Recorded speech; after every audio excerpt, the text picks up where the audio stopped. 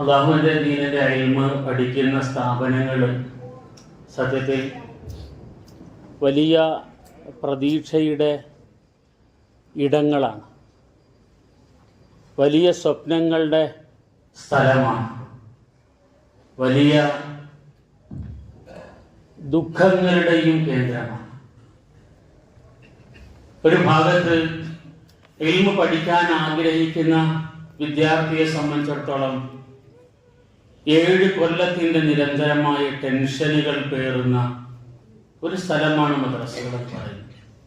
ഒരിക്കൽ ഒരു വിദ്യാർത്ഥിയെ സംബന്ധിച്ച് ഒരു ഉസ്താദ് പറഞ്ഞത്, ഒരിക്കൽ മദ്രസയിലേക്ക് കടന്നു വരുന്ന സമയത്ത് ഒരു വിദ്യാർത്ഥി പള്ളിയിലിരുന്ന് പഠിക്കുന്നുണ്ട്. ആരാണ് എല്ലാവരും ഉറങ്ങുന്ന ഈ സമയത്ത് പഠിക്കുന്നത് എന്ന് ജനലിലൂടെ ഉള്ളിലേക്ക് നോക്കുമ്പോൾ ഒരു വിദ്യാർത്ഥി പഠിക്കുന്നതാണ് കാണുന്നത്. ആ വിദ്യാർത്ഥി ഉസ്താദ് ശ്രദ്ധിച്ചു എന്നറിഞ്ഞ് നേരെ ഉസ്താദിന്റെ അടുക്കൽ ചെന്ന് കണ്ണുനീർ വാർത്തുകൊണ്ട് പറഞ്ഞു, ഉസ്താദ്, എനിക്ക് പഠിക്കണമെന്ന് ആഗ്രഹമുണ്ട്, വലിയ പ്രതീക്ഷയിലാണ് എൻ്റെ മാതാപിതാക്കൾ എന്നെ കൊണ്ടുവന്നാക്കിയത്. പക്ഷെ എനിക്ക് മുമ്പോട്ട് പോകാൻ കഴിയുന്നില്ല. എൻ്റെ ഉറക്കത്തിന്റെ സമയവും ഞാൻ എൻ്റെ പഠനത്തിന് വേണ്ടി ചെലവഴിച്ചുകൊണ്ടിരിക്കുകയാണ്, പക്ഷെ എനിക്ക് സാധിക്കുന്നില്ല എന്ന് ഈ വിദ്യാർത്ഥി കണ്ണുനീർ ഒലിപ്പിച്ച് സംസാരിക്കുമ്പോൾ കൃത്യമായി ഒരു മറുപടി പറയാനാവാതെ നിന്നു പോകുന്ന ഉസ്താദിന്റെ മാനസികാവസ്ഥ എന്തായിരിക്കുമെന്ന് നമുക്ക് മനസ്സിലാക്കാവുന്നതേ ഉള്ളൂ. ഒരിക്കൽ ഇതുപോലെ ഒരു സന്നദ്ധാന സമ്മേളനത്തിന്റെ സന്ദർഭത്തിൽ ഒരു വിദ്യാർത്ഥി സനത് വാങ്ങുന്നത് കാണുമ്പോൾ ആ സദസ്സിന്റെ മൂലയിലിരിക്കുന്ന ഒരു രക്ഷകർത്താവ് വളരെ സങ്കടപ്പെട്ട് വളരെ വികാരാധീനനായി നിൽക്കുന്നുണ്ട്. എന്താണെന്ന് കാരണം അന്വേഷിക്കുമ്പോൾ അദ്ദേഹം പറഞ്ഞത്, ഇപ്പോ സനത് വാങ്ങിപ്പോയ ആ വിദ്യാർത്ഥി സത്യത്തിൽ എന്റെ മോൻ ഇവിടെ കൊണ്ടുവന്ന് ചേർക്കുമ്പോൾ ആ മോനൊരു കൂട്ടുകാരനെ വേണമെന്ന് പറഞ്ഞപ്പോൾ എന്റെ കുടുംബത്തിൽ നിന്നും ഒരാളെ ഞാൻ പിടിച്ചോണ്ട് വന്നതാണ്. അങ്ങനെ എന്റെ മോൻ ഒരു കൂട്ടുകാരൻ എന്ന നിലയ്ക്ക് ഞാൻ കൊണ്ടുവന്ന് ചേർത്ത അവൻ ഇതാ സനത് വാങ്ങി പോകുന്നു. എന്റെ മോൻ അതിനുള്ള ഭാഗ്യം ലഭിച്ചില്ല. ഞാൻ അങ്ങനെ ഒരു ദൗർഭാഗ്യവാനായി പോയല്ലോ. സത്യത്തിൽ ഈ സമയത്ത് ഒരു ആലിമിന്റെ സനത് വാങ്ങി പോകേണ്ടത് എന്റെ മകനായിരുന്നു. ഞാൻ പറഞ്ഞത്, ഒരു ഭാഗത്ത് വിദ്യാർത്ഥികളുടെ സങ്കടങ്ങളുണ്ട്, മറുഭാഗത്ത് രക്ഷകർത്താക്കളുടെ ദുഃഖങ്ങളുമുണ്ട്. പഠനകാലം മുഴുവൻ രക്ഷകർത്താക്കളുടെ പ്രതീക്ഷയാണ്. വിദ്യാർത്ഥിയെ സംബന്ധിച്ചിടത്തോളം ദുഃഖത്തിന്റെ സന്ദർഭമാണ്. എന്നാൽ ഈ ഒരു സനത് വാങ്ങുന്ന സന്ദർഭം വിദ്യാർത്ഥിയെ സംബന്ധിച്ചിടത്തോളം അതിരുകളില്ലാത്ത സന്തോഷത്തിന്റെ സന്ദർഭമാണെങ്കിൽ രക്ഷകർത്താക്കൾ ഒരു പക്ഷേ സന്തോഷത്തിന്റെ കണ്ണുനീർ പൊഴിക്കുന്ന, ജീവിതത്തിന്റെ വലിയൊരു പ്രതീക്ഷയിലേക്ക് എത്താൻ കഴിഞ്ഞല്ലോ എന്നുള്ള ഒരു സന്തോഷത്തിന്റെ നെടുവീർപ്പെടുന്ന സന്ദർഭവും കൂടെയാണ്. അതിന്റെ അപ്പുറത്തേക്ക് സ്ഥാപനത്തെ സംബന്ധിച്ചിടത്തോളം ഈ സ്ഥാപനത്തിന്റെ ഓരോ വളർച്ചയും ഓരോ സ്ഥാപനങ്ങളുടെയും ഓരോ വളർച്ചയും ശ്രദ്ധിച്ചുകൊണ്ടിരിക്കുന്ന, തന്റെ അധ്വാനത്തിന്റെ വകയിൽ നിന്നും നല്ലൊരു വിഹിതം സ്ഥാപനത്തിന്റെ വളർച്ചയ്ക്ക് വേണ്ടി സ്ഥാപനത്തെ വിദ്യാർത്ഥികളുടെ ആഹാരാധികാരികൾക്ക് വേണ്ടി മാറ്റിവെച്ചിട്ട് ആരും അറിയാതെ മാറി നിന്ന് സ്ഥാപനത്തിന്റെ ഓരോ വളർച്ചയും കണ്ട് സന്തോഷിക്കുന്ന വേറെ കുറെ മനുഷ്യരുണ്ട്. ഒരുപക്ഷെ അവർ ഈ സദസ്സിലുണ്ടായിക്കൊള്ളണമെന്നില്ല, പക്ഷെ മാറി നിന്ന് അവർ സന്തോഷിക്കുന്നുണ്ട്. ഇങ്ങനെ ഒരുപാട് സന്തോഷത്തിന്റെ ഒരു സംഗമ വേളയിലാണ് നാം ഇവിടെ സത്യത്തിൽ ഒരുമിച്ച് കൂടിയിരിക്കുന്നത്. അല്ലാഹു സുബ്ഹാനഹു വ തആല എല്ലാവരെയും അനുഗ്രഹിക്കട്ടെ എന്ന് ആത്മാർത്ഥമായി ഒന്നുകൂടെ ദുആരക്കാണ്. സഹോദരങ്ങളെ, ഈ സമയത്ത് ഇവിടെ നിന്നും പഠിച്ച് പൂർണ്ണമാക്കി പോകുന്ന വിദ്യാർത്ഥികളോട് ചില കാര്യങ്ങൾ പറയാനുള്ളത്, അറിവിന്റെ പഠനം എന്ന് പറയുന്നത് ഒരു താൽക്കാലികമായ വിരാമത്തിനുള്ളതല്ല, ഒരു സമ്പൂർണമായ വിരാമത്തിനുള്ളതേ അല്ല. അറിവിന്റെ പഠനത്തിനൊരു വിരാമമേ ഇല്ല എന്നതാണ് സത്യം. മഹാനായ ഇമാം അബൂ ഹനീഫ റഹിമഹുല്ലാഹിയുടെയും ഇമാം ബുഖാരി റഹിമഹുല്ലാഹിയുടെയും രണ്ടുപേരുടെ സംഭവങ്ങൾ ഓരോ ഉദാഹരണം എന്ന നിലയിൽ ഞാൻ നിങ്ങളുടെ മുമ്പിൽ വെക്കുകയാണ്. ഒരു ഭാഗത്ത് ഇമാം അബൂ ഹനീഫ റഹിമഹുല്ലാഹി നമ്മൾ പഠിക്കുമ്പോൾ ഒരു ഉസ്താദിനെ തന്നെ മുറുകെ പിടിച്ച ഒരു ചരിത്രം നമുക്ക് കാണാം. ഇമാം അബൂ ഹനീഫ റഹിമഹുല്ല തന്റെ ഉസ്താദായ ഹമ്മാദ് ഇബ്നു അബീ സുലൈമാൻ എന്ന മഹാപണ്ഡിതനെ പരിചയപ്പെടുന്നത് അബൂ ഹനീഫ ഇമാമിന്റെ 22ാമത്തെ വയസ്സിലാണ്. 22ാമത്തെ വയസ്സിൽ പരിചയപ്പെട്ടതിനു ശേഷം 10 കൊല്ലം ഹമ്മാദ് റഹിമഹുല്ലാഹിയുടെ അടുക്കൽ ഇമാം അബൂ ഹനീഫ അറിവ് പഠിച്ചു എന്നാണ്. അഥവാ 32 വയസ്സായി. 32 വയസ്സായപ്പോൾ അദ്ദേഹത്തിന് തോന്നുകയാണ് ഏകദേശം പഠനത്തെയൊക്കെ പൂർത്തീകരിക്കാനായി, ഇനി നമുക്ക് ഹമ്മാദ് ബിൻ അബി സുലൈമാനെ പോലെ മറ്റു പല ഉലമാക്കൾ ഓരോ മസ്ജിദിന്റെയും ഓരോ സ്ഥലങ്ങളിൽ മൂലകളിലായി ഓരോ ഇൽമിന്റെ മജ്ലിസ് സ്ഥാപിക്കും. അതാണ് അന്നത്തെ ഒരു രീതി. അങ്ങനെ നമുക്കും ഒരു ഇൽമിന്റെ മജ്ലിസ് ആരംഭിക്കാം, നമ്മുടെ അടുക്കൽ വിദ്യാർത്ഥികൾ പഠിക്കാൻ വരട്ടെ എന്നുള്ള ഒരു ആലോചനയിലേക്ക് ഇമാം അബൂ ഹനീഫ മാറുന്നു. അദ്ദേഹത്തിന്റെ ചരിത്രത്തിൽ വായിക്കാൻ കഴിയുന്നത് ഇങ്ങനെയാണ്. അങ്ങനെ ഒരു തീരുമാനമെടുത്ത് മസ്ജിദിലേക്ക് ഇമാം അബൂ ഹനീഫ കടന്നു വരികയാണ്. അപ്പോൾ ഹമ്മാദ് ബിൻ അബി സുലൈമാൻ എന്ന് പറയുന്ന അദ്ദേഹം ഏറ്റവും ആദരിച്ച സ്നേഹിച്ച മഹാമനുഷ്യനെയാണ് കണ്ടത്. അദ്ദേഹം മനസ്സിൽ ഇങ്ങനെ ആലോചിക്കുകയാണ്, ഈ മഹാനായ മനുഷ്യനിൽ നിന്നും മാറാൻ സമയമായിട്ടില്ല, അതുകൊണ്ട് കുറച്ച് നാളുകൂടെ ഇദ്ദേഹത്തിന്റെ അടുക്കൽ പഠിക്കണം എന്ന് ആഗ്രഹിച്ച് ഹമ്മാദ് ബിൻ അബി സുലൈമാൻ റഹിമഹുല്ലാഹിയുടെ സദസ്സിൽ ചെന്ന് ഇമാം അബൂ ഹനീഫ വീണ്ടും ഇരിക്കുമ്പോൾ പെട്ടെന്ന് ഹമ്മാദ് ബിൻ അബി സുലൈമാന് കുറച്ച് ദൂരത്തുള്ള ഒരു സ്ഥലം വരെ പോകേണ്ടെന്ന് ആവശ്യം വരാണ്. ഒരു ബന്ധുവിന്റെ മരണവാർത്ത അറിഞ്ഞിട്ട് പോകേണ്ട സാഹചര്യം വരാൻ. അപ്പോൾ തൽസ്ഥാനത്തേക്ക് ഇമാം അബൂ ഹനീഫ റഹിമഹുല്ലാഹയെ വിളിച്ചിരുത്തി. എന്നിട്ട് മഹാനായ ഷെയ്ഖ് യാത്രയാകുന്നു. ഇതിന്റെ ഇടയ്ക്ക് കുറെ കാര്യങ്ങൾ നാട്ടുകാർ വന്ന് നിയമങ്ങൾ ചോദിച്ചു. നിയമങ്ങൾ ചോദിച്ചതിനെല്ലാം പറഞ്ഞു കൊടുത്തു, ഉത്തരങ്ങൾ പറഞ്ഞു കൊടുത്തു. ചോദ്യങ്ങളും ഉത്തരങ്ങളും എല്ലാം എഴുതി വെച്ചു ഒരു പേപ്പറിൽ. എന്നിട്ട് ഷെയ്ഖ് വന്നപ്പോ ചോദ്യവും ഉത്തരവും എല്ലാം ഷെയ്ഖിനെ പറഞ്ഞു കേൾപ്പിച്ചപ്പോൾ ഷെയ്ഖ് 60 നിയമങ്ങൾ ഉണ്ടായിരുന്നു. 60-ൽ 40 കാര്യങ്ങൾ മറുപടി ശരിയാണ് എന്ന് ഷെയ്ഖ് പറഞ്ഞു. 20 കാര്യങ്ങൾ മറുപടി ഷെയ്ഖിന് യോജിച്ചില്ല. അദ്ദേഹം മഹാനായ ഇമാം അബൂ ഹനീഫ റഹിമഹുല്ലാ പറയാൻ, ഞാൻ അതോടുകൂടി ഒരു തീരുമാനമെടുത്തു, ഇനി ഈ ഷെയ്ഖ് ജീവിച്ചിരിക്കുന്നിടത്തോളം കാലം ഞാൻ ഈ മഹാമനുഷ്യന്റെ ശിഷ്യനായിരിക്കും. 8 കൊല്ലവും കൂടെ വീണ്ടും പഠിച്ചു. 40 വയസ്സുവരെ മഹാനായ ഇമാം അബൂ ഹനീഫ റഹിമഹുല്ലാ ആ മഹാനായ 18 വർഷക്കാലം ഹമ്മാദ് ബിൻ അബി സുലൈമാൻ എന്ന മഹാനായ മനുഷ്യന്റെ ശിഷ്യത്വം വിടാതെ പിന്തുടർന്ന ഒരു വലിയ മനുഷ്യന്റെ ചരിത്രമാണ് സത്യത്തിൽ ഇമാം അബൂ ഹനീഫ റഹിമഹുല്ലായുടെ ചരിത്രത്തിൽ നാം വായിക്കുന്നത്. അപ്പൊ ഒരു ഷെയ്ഖിനെ തന്നെ മുറുകെ പിടിച്ച് കിട്ടാവുന്ന അറിവെല്ലാം സമ്പാദിക്കുന്ന, അതിലൂടെ നമുക്ക് സങ്കല്പിക്കാൻ കഴിയാത്ത വളർച്ചയിലേക്ക് എത്തിയ ഒരു ഇമാമിന്റെ ചരിത്രം ഒരു ഭാഗത്ത്. മറുഭാഗത്ത് ഞാൻ പറഞ്ഞു ഇമാം ബുഖാരി റഹിമഹുല്ല. ഇതിന്റെ മറ്റൊരു ചരിത്രമാണ്. ഇമാം ബുഖാരി റഹിമഹുല്ല 16ാമത്തെ വയസ്സിലാണ് നാട് വിടുന്നത്. ബുഖാറ ആ സമയത്തെ ഇൽമിന്റെ വലിയ കേന്ദ്രമാണ്. ബുഖാറ വിട്ട് ഇമാം ബുഖാരി റഹിമഹുല്ല നാടിന്റെ വിവിധ പ്രദേശങ്ങളിൽ അലഞ്ഞു നടന്നു. 16 കൊല്ലം 16 കൂടുമ്പോ 32 വർഷക്കാലം ഇമാം ബുഖാരി റഹിമഹുല്ല തന്റെ ഓർമ്മ വെച്ച കാലം മുതൽ 16 വയസ്സുവരെ നാട്ടിലും അതിനുശേഷം ലോകത്തിന്റെ വിവിധ ദിക്കുകളിൽ അലഞ്ഞു നടന്നും അറിവ് പഠിച്ചു. ഇമാം ബുഖാരി പറയുന്നുണ്ട്, കൂഫയിലും ബഗ്ദാദിലുമൊക്കെ എത്ര പ്രാവശ്യം ഞാൻ പോയി ആവർത്തിച്ച് സഞ്ചരിച്ചു എന്ന് എനിക്കറിയില്ല. എന്റെ ഓർമ്മയിൽ തന്നെ കിട്ടാത്തിടത്തോളം പ്രാവശ്യം ഞാൻ ബഗ്ദാദിലേക്ക് അറിവ് പഠിക്കാൻ വേണ്ടി പോയി. ഒന്ന് പോയി, വീണ്ടും പോയി, വീണ്ടും പോയി, വീണ്ടും പോയി. പല ആവർത്തി പോയത് കൊണ്ട് എണ്ണം തന്നെ എനിക്ക് കിട്ടുന്നില്ല എന്ന്. കൂഫയിലും ഞാൻ അത്ര പ്രാവശ്യം പോയിട്ടുണ്ട്. ബസ്രയില്, ഷാമില്, മിസ്രില് എല്ലാം ഞാൻ പല പ്രാവശ്യം പോയിരിക്കുന്നു അറിവ് പഠിക്കാൻ വേണ്ടി. ഇങ്ങനെ സുദീർഘമായ 16 കൊല്ലക്കാലം അറിവിന്റെ പഠനത്തിന് വേണ്ടി ഇമാം ബുഖാരി അപാരമായ ബുദ്ധി, അന്നത്തെ മനുഷ്യരെ മുഴുവൻ അത്ഭുതപ്പെടുത്തിയ ഓർമ്മശക്തി, ആ ഓർമ്മശക്തിയുടെ ഒപ്പവും ഇമാം ബുഖാരി പഠിച്ചത് ഓർമ്മ വെച്ച നാള് മുതൽ 32ാമത്തെ വയസ്സുവരെയാണ്. പഠനത്തിന്റെ കാലം അത്രമേൽ വിശാലമാണ് എന്നാണ് ഞാൻ സൂചിപ്പിക്കുന്നത്. അറിവ് പഠിച്ചാൽ അവസാനിക്കാത്ത ഒന്നാണ്. അവസാനം ഇമാം ബുഖാരി റഹിമഹുല്ല സ്വന്തം നാട്ടിലേക്ക് പോകുന്നുണ്ട്. നാട് ഇമാം ബുഖാരിയെ സ്വീകരിച്ചത് ചരിത്രത്തിലെ വലിയൊരു സംഭവമാണ്. ചരിത്രം രേഖപ്പെടുന്നുണ്ട് എങ്ങനെയാണ് ഇമാം ബുഖാരി റഹിമഹുല്ലയെ നാട് സ്വീകരിച്ചത്. ചുരുക്കത്തിൽ അറിവ് പഠനം ദീർഘമായ കാലത്തിന്റെ ഒരു തുടർച്ചയാണ്. അതിന് ഒരു വിരാമമില്ല. താൽക്കാലികമായ ഒരു വിരാമം എന്ന് നമ്മൾ പറയുന്നുണ്ടെങ്കിലും ഈ വിരാമത്തിന് ശേഷവും നമ്മൾ ഒരുപക്ഷെ ദൈവത്തിലേക്കോ അല്ലെങ്കിൽ നദുവത്തുൽ ഉലമയിലേക്കോ മറ്റ് സ്ഥാപനങ്ങളിലേക്ക് ഒരു പറിച്ചു നടപ്പെടൽ മാത്രമാണ് സത്യത്തിൽ സംഭവിക്കുന്നത്. ഇത് തുടർന്നുകൊണ്ടേയിരിക്കേണ്ടതാണ്. ആ നിലയിൽ നമുക്ക് അറിവിനോടുള്ള ആഗ്രഹം വീണ്ടും വീണ്ടും വളരട്ടെ. അതിനോടൊപ്പം വലിയ സ്വപ്നങ്ങൾ നമ്മൾ കാണണം, വലിയ വലിയ സ്വപ്നങ്ങൾ കാണണം. ഇമാം ബുഖാരി റഹിമഹുല്ലാഹ് വളർന്നത് വലിയ വലിയ അധ്വാനത്തിലൂടെയാണ്, വലിയ വലിയ സ്വപ്നത്തിലൂടെയാണ് എന്ന് പറഞ്ഞതുപോലെ വലിയ വലിയ സ്വപ്നങ്ങൾ നമുക്ക് കാണാൻ കഴിയണം. ആ നിലയിൽ നമുക്ക് വളരാനും കഴിയണം. മഹാനായ മുഹമ്മദ് ഫാത്തിഹിന്റെ സംഭവം പറയുന്നുണ്ട്. അദ്ദേഹത്തിന്റെ മനസ്സിലേക്ക് വലിയ സ്വപ്നം കൊടുത്തത് അദ്ദേഹത്തിന്റെ ഉമ്മയാണ്.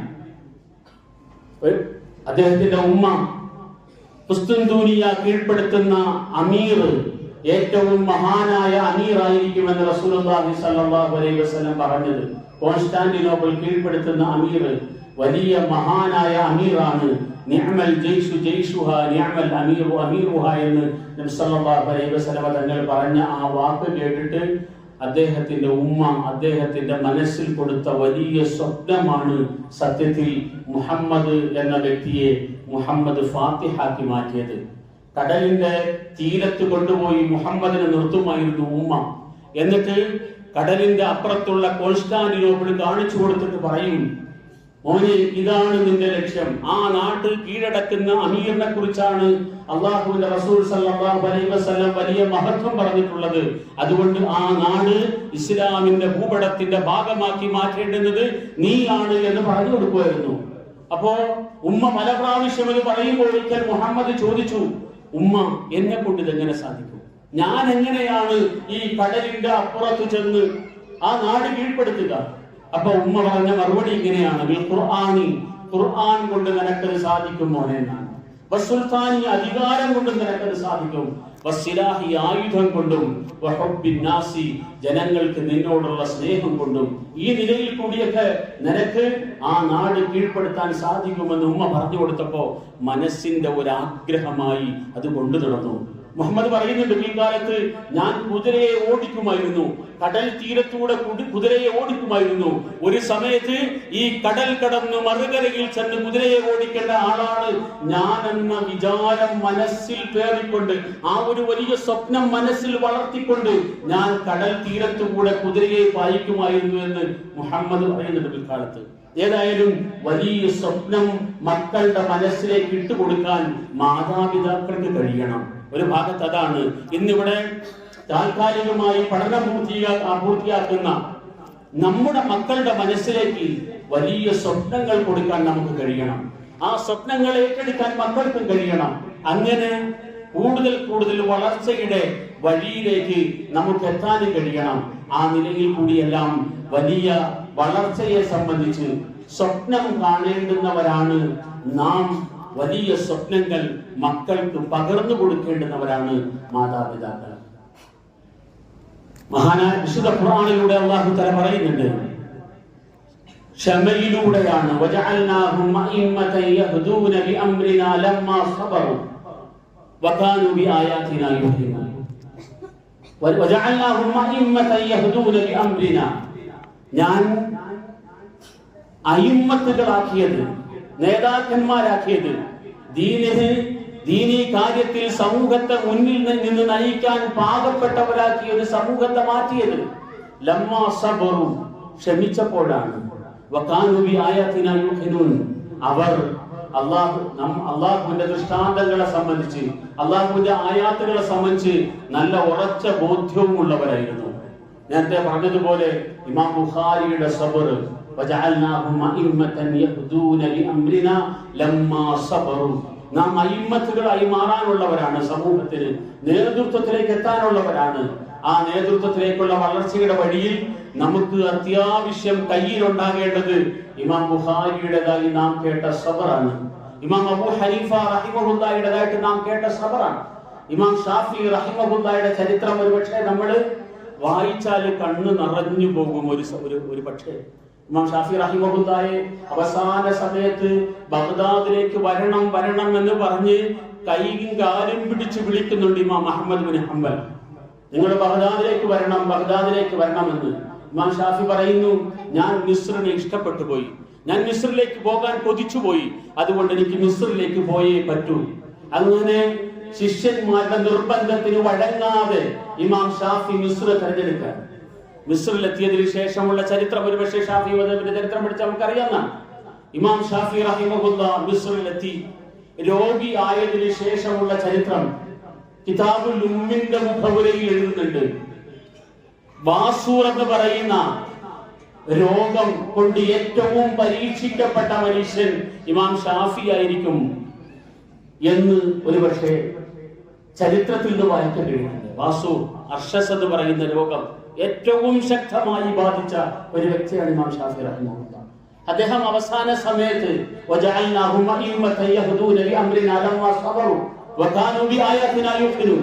അള്ളാഹുവിന്റെ ആയാത്തുകളെ സംബന്ധിച്ചുള്ള ഉറച്ച വിശ്വാസം മനസ്സിലുണ്ടായിരിക്കുകയും സബറുണ്ടായിരിക്കുകയും ചെയ്തതുകൊണ്ട് അദ്ദേഹം അലിമ്മത്തായി മാറി, ഇമാമായി മാറി. എങ്ങനെയാണ്?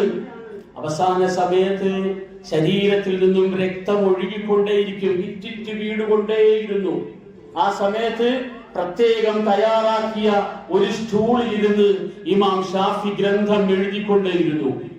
കുറെ നേരം ഇരുന്ന് കഴിയുമ്പോൾ അടിയിൽ വെച്ച പാത്രം നിറയുമായിരുന്നു രക്തം കൊണ്ട്. അത് കൊണ്ടുപോയി ഒഴിച്ചിട്ട് വീണ്ടും അതേപോലെ വന്നിരുന്ന് ഒരുപക്ഷെ ഏറ്റവും മനുഷ്യനെ അസ്വസ്ഥപ്പെടുത്തുന്ന രോഗം, ഏറ്റവും അസ്വസ്ഥപ്പെടുത്താൻ സാധ്യതയുള്ള രോഗം, ആ രോഗത്തിന്റെ കടുത്ത പിടുത്തത്തിൽ അകപ്പെട്ടപ്പോഴും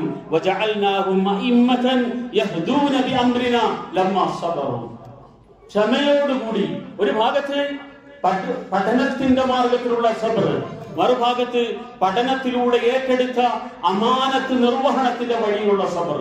ഇമാം ഷാഫിയെ കുറിച്ച് ഒരു പക്ഷേ നമുക്കറിയാം. ഇമാം ഷാഫി റഹിമഹുല്ലായുടെ സദസ്സ്, ഇൽമിന്റെ സദസ്സ്, ഇമാം അഹ്മദ് ബിൻ ഹംബൽ പറയുമായിരുന്നു, വേറെ എവിടെയും കിട്ടാത്തത് ഇവിടെ കിട്ടും, ഇത് നഷ്ടപ്പെട്ടാൽ വേറെ എവിടെയും കിട്ടില്ല.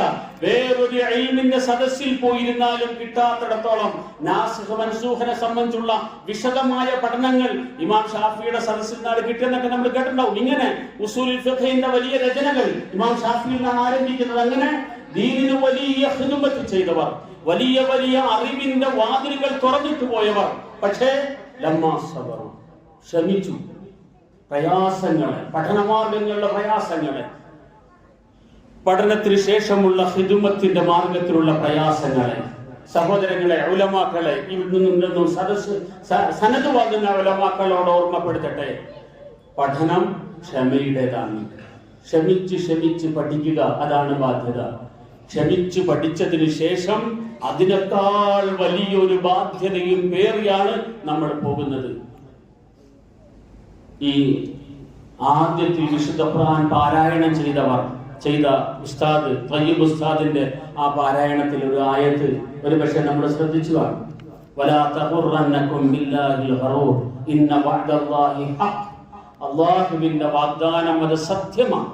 അല്ലാഹുവിന്റെ വാഗ്ദാനം ഉലമാക്കളായ എല്ലാവരും മനസ്സിലാക്കേണ്ടതാണ്. വിശുദ്ധ ദീനിനു വേണ്ടി സേവനം ചെയ്യുന്നവർക്ക് അല്ലാഹു ചെയ്ത വാഗ്ദാനം അത് സത്യമാണ്. ഇന്ന വഅദല്ലാഹി ഹഖ് വലാ തഖുറന്നകുൽ ഹയാത്തുദ് ദുനിയ. ലൗകികമായ ജീവിതത്തിന്റെ ഈ പളപളപ്പ് കാണുമ്പോൾ നിങ്ങൾ അതിൽ മുങ്ങിപ്പോകണ്ട, അതിൽ മയങ്ങിപ്പോകണ്ട. അള്ളാഹുവിന്റെ ദീനിന്റെ ഖിദ്മത്തിന്റെ മാർഗത്തിൽ അള്ളാഹു ചെയ്ത വാഗ്ദാനം അത് സത്യമാണ്. വലാ തഖുറന്നകുൽ ഹയാത്തുദ് ദുനിയ വലാ യഗുറന്നകും ബില്ലാഹിൽ ഖറൂർ. ശൈത്താൻ നിങ്ങളെ വഴികെടുത്തി കളയരുത്. അല്ലാഹു സുബ്ഹാനഹു വ തആല നമുക്ക് നൽകിയ വാഗ്ദാനമാണ് അല്ലാഹുവിന്റെ ദീനിന്റെ മാർഗത്തിലുള്ള ഖിദ്മത്തിന്റെ പേരുള്ള മഹത്തായ അംഗീകാരം, അല്ലാഹുവിന്റെ ഭാഗത്തു നിന്നുള്ള പ്രത്യേകമായ പരിഗണന. ഇതെല്ലാം ലഭിച്ചുകൊണ്ടേയിരിക്കുന്ന ഒരു വലിയ മാർഗത്തിലാണ് നമ്മൾ ഉള്ളത്. ആ മാർഗത്തിലേക്കാണ് നമ്മൾ പ്രവേശിക്കുന്നത് എന്ന് തിരിച്ചറിഞ്ഞുകൊണ്ട് ആ മാർഗത്തിൽ ക്ഷമയോടെ അടിയുറച്ചു നിൽക്കണം എന്ന നീയത്തോടുകൂടി, മറ്റൊന്നും മനസ്സിൽ കരുതാതെ റബ്ബിന്റെ തൃപ്തി മാത്രം മുന്നിൽ കണ്ടുകൊണ്ട് ക്ഷമയോടെ ദീനീ ഖിദ്മത്തിന്റെ മാർഗത്തിൽ അടിയുറച്ചു നിൽക്കണം എന്ന തീരുമാനത്തോടെ നാം ഇവിടെ നിന്നും സനദ് വാങ്ങണം. അല്ലാഹു സുബ്ഹാനഹു വ തആല ഏത് പ്രതിസന്ധിയുടെ ഘട്ടത്തിലും അള്ളാഹുവിന്റെ ദീനിന്റെ മാർഗത്തിൽ, വിശേഷിച്ചും ഒരു പ്രത്യേകമായ സാഹചര്യത്തിലൂടെയാണ് മുസ്ലിം ലോകം കടന്നുപോയിക്കൊണ്ടിരിക്കുന്നത്. അള്ളാഹുവിന്റെ റസൂൽ സല്ലല്ലാഹു അലൈഹി വസല്ലമയെ സംബന്ധിച്ച് പരിഹസിക്കാൻ വേണ്ടി മാത്രമുള്ള ചില ജീവിതങ്ങൾ, നബി സല്ലല്ലാഹു അലൈഹി വസല്ലമ തങ്ങളെ സംബന്ധിച്ച് എന്തും പറയാമെന്ന് വിചാരിക്കുന്ന ഒരു മനുഷ്യൻ അവന്റെ ജീവിതത്തിൽ പാലിക്കേണ്ടുന്ന ഒരു സംസ്കാരം പോലും പാലിക്കാത്തവർ, നല്ല കോലത്തിലും നല്ല രൂപത്തിലും വന്നിരുന്ന് ലോകം മുഴുവൻ ആദരിക്കുന്ന മനുഷ്യരെ സംബന്ധിച്ച് ഇല്ലാത്ത കഥകൾ കെട്ടിവെച്ച നുണകൾ പറഞ്ഞുകൊണ്ടിരിക്കുന്ന ഒരു കാലഘട്ടത്തിൽ അള്ളാഹിനെ സംബന്ധിച്ചും അള്ളാഹിന്റെ റസൂലിനെ സംബന്ധിച്ചും ആവർത്തിച്ച് ഈ സമൂഹത്തോട് പറയേണ്ടുന്ന ബാധ്യതയുണ്ട്. അതിന്റെ പേരിൽ വരുന്ന ആക്ഷേപങ്ങൾ എന്താണെങ്കിലും അതിനെല്ലാം ക്ഷമയോടുകൂടി സ്വീകരിച്ച് മുന്നോട്ട് പോകേണ്ടുന്ന ബാധ്യത നമുക്കുണ്ട്. അല്ലാഹു സുബ്ഹാനഹു വ തആല അറിവിന്റെ പേരിൽ നമ്മുടെ മേൽ വന്നു ചേർന്ന ബാധ്യതകളെ കൃത്യമായി പാലിക്കാൻ, അതിന്റെ പേരിൽ വാഗ്ദാനം ചെയ്യപ്പെട്ട സന്തോഷങ്ങൾ നേടിയെടുക്കാൻ തൗഫീഖ് ചെയ്യട്ടെ. വആഖിറു ദഅവാനാ അൽഹംദുലില്ലാഹി റബ്ബിൽ ആലമീൻ. അസ്സലാമു അലൈക്കും വറഹ്മത്തുള്ളാഹി.